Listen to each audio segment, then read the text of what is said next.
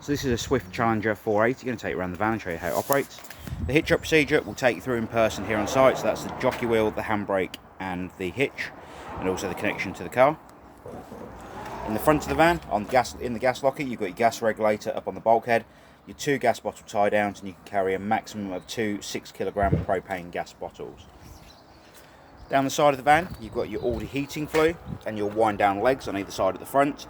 The legs are just there to stabilise the caravan rather than lift the caravan. If you lifted the caravan with the legs, you could potentially damage the floor of the van. You've got your water pump connection coming out the side of the van. So blue trigger at the back, pull it back and push into place, and then the pump drops down inside the aqua roll itself. Got your battery connections on top, quick release battery terminals, so you can release the battery or disconnect the battery if you ever need to. You've got your mains power lead coming into the side of the van, and behind there you've got your red motor mover power switch, which we'll demonstrate to you here on site. Like I said, the motor mover, while you're here, will demonstrate that to you, so you can see it is all operational, and the wheel nuts will be torqued to the correct manufacturer setting while you're here also. On the side of the van, you've got your 2 grey waste outlets. If you need 2 bits of grey pipe, please do ask while you're here on site so we can sort some out for you. On the side of the van, you've got your 2 fridge vents also, and they are there to allow the hot air outside of the fridge unit, and behind one of those is also a gas flue for the gas system itself. Toilet flush tank, as you can see, drain before towing. I'll show you where that is in a moment, but you put 3.5 litres of water in here and a cap full of the pink fluid prior to use. The drain down for that cassette that you empty before you're towing is just up here, this little bit of black pipe work. Pull out the little cap at the end, and then it'll allow you to drain that flush tank out. Toilet waste cassette, orange handle up, and it'll allow the cassette to pull towards you. The neck here turns out to allow you to tip the waste away. And on the back of the cassette you've got an orange pressure relief button, so when you're tipping the waste away it doesn't spit and splatter back at you. Before you use that cassette you'll need to put 1 litre of water in there and a cap full of the blue fluid. On the back of the van on either side you've got your wind down legs again, and like I said, they're only there for stabilising the van and not lifting the van with. Coming down the front of the van, you've got your 3-pin power socket. So you can put, if you want power out to your awning for instance, you can plug your socket in there. You can put lights in your awning or maybe an outdoor fridge if you need to. Extra space for the beers and wine. Storage locker for underneath the beds at the front. So you can undo the 2 buttons, or push the 2 buttons in on either end, and it'll allow you to open them lockers up. And then you've got your barbecue gas point on the front left hand side also, and your last wind down leg. Go inside of the van. Now this 2020 Swift works a little bit differently to some vans, so we're going to take you through the operation completely. So you will hear we've got the radio on, that all works through the control panel above the door. Heating and hot water control panel on the left hand side. Now you can control the heating and hot water through here, or you can do it through here, so I'll show you both ways of doing it. And also the fridge, just so you know, doesn't operate off the fridge at all, it all operates through the control panel above the door.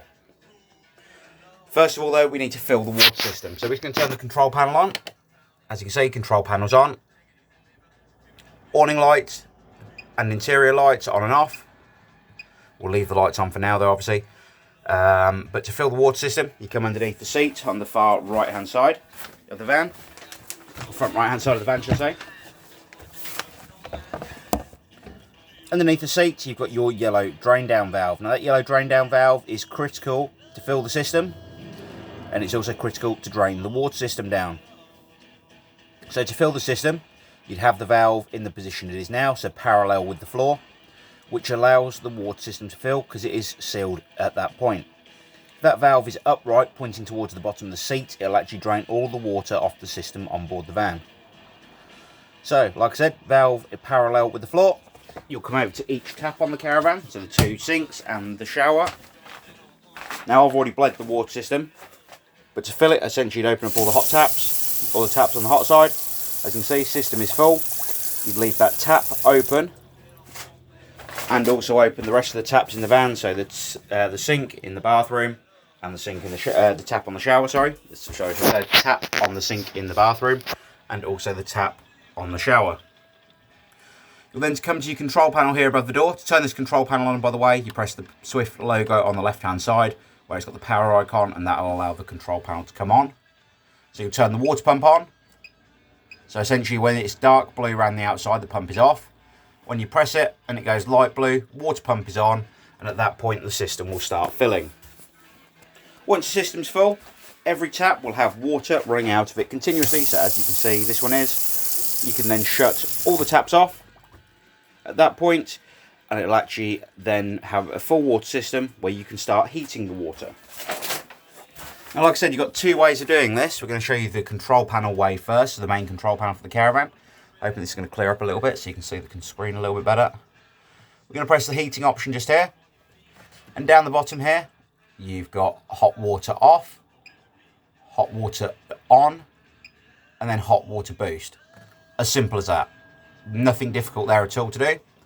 And you'll notice when I do that, also it will turn the water off. So the water's off at the moment. When I hit the button, it should, in theory, he says.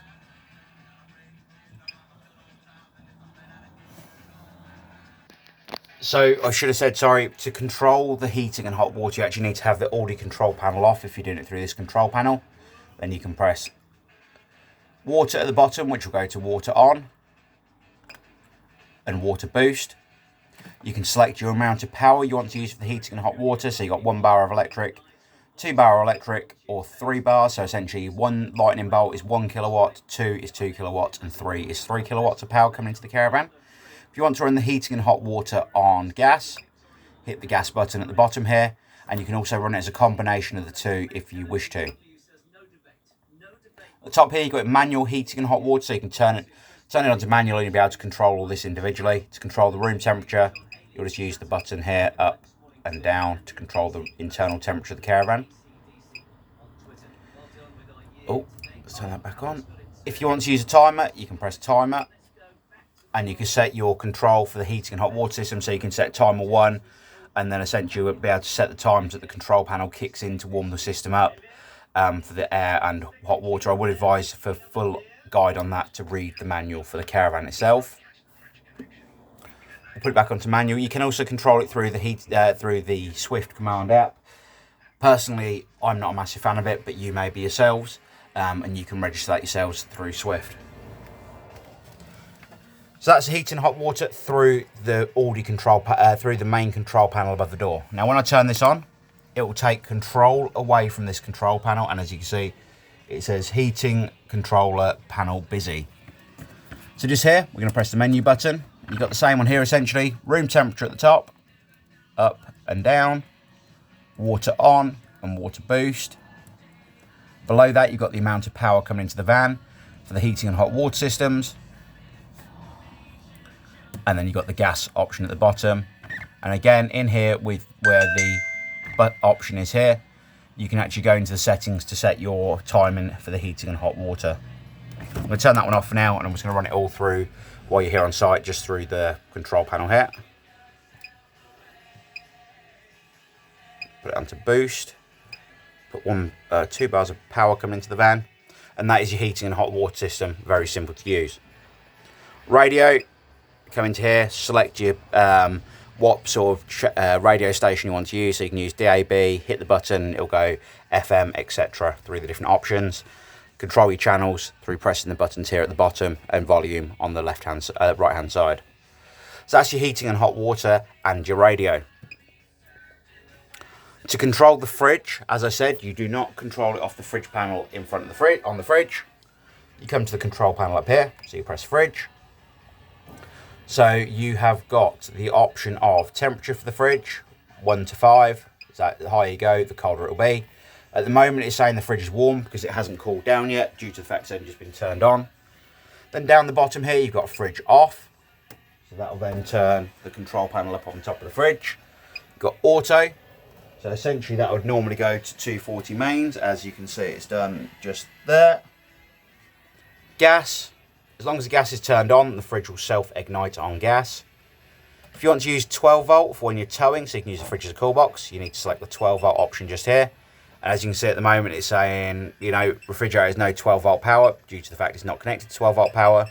Then on the end here, we have 230 volt, which is the standard operation for when you're on site.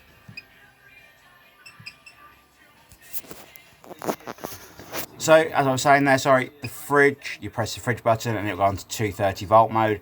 The power had actually been turned off inside the workshop, so I do apologise there. That's why it was flashing up, so there was no power on the 230 volt. But as you can see, fridge is now operating on the 230 volt. Like I said, you can't control it through the control panel. So let me just give that a go actually. Let's just make sure. So the fridge is off. Just so you can see. There we go. So this control panel is completely redundant because you use the control panel above the door. Other settings in here, power, it takes you through what power you've got in the leisure battery, the solar panel, and what you've got coming from the car when you're plugged into the car. Settings, obviously your control panel there, you know, set your times, dates, etc. there. Screen brightness and how long it takes for the screen to dull down once you've used it. And you've also got night mode, so the screen goes dark if you ever need it to for overnight use. One other thing with the fridges is a new design from Dometic that has been using for the last year or so. You can actually open the fridge from either side, as you can see.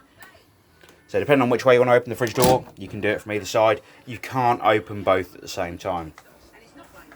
Cooker, electric hob up on top, gas rings as you'd expect to see, and your controls on the front of the oven and grill. In the bathroom, which is the last thing we can go through on board this caravan, we have an electric flush in the bathroom. Toilet waste handle down the bottom, so it allows the toilet waste to go into the cassette underneath. Full indicator light for the toilet waste, so this will illuminate red when the toilet waste cassette is full. And the toilet seat turns for your convenience. If you have any further questions on the Swift Challenger 480, please do give us a call here at the Caravan Company and we'd be more than happy to help. Thank you for watching and we hope you enjoy the caravan. Bye bye.